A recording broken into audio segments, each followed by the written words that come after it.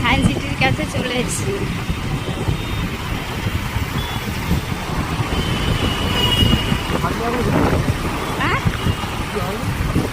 হ্যাঁ,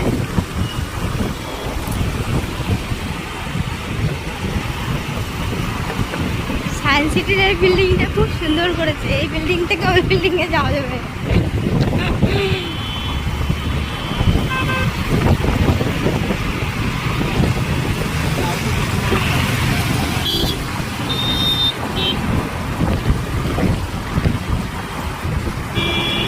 ভালো লাগছে দেখতে। বইমেলা খোলা মাঠে তখন এটা করে দিচ্ছি। খেলা কাগজের জন্য আচ্ছা, পুরোটা বইমেলা। সব লোক হেভি লাগছে, হেভি লাগছে।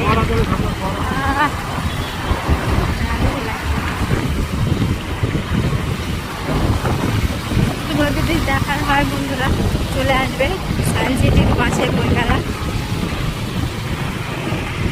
দেখো সায়েন্স সিটিতে কি ভালো লাগছে, এরকম লাগছে। দেখো দূর থেকে কুয়াশা কুয়াশা মতো না, ময়লা পাওয়া যাবে, ময়লা বেরিয়ে ময়লা পাহাড়।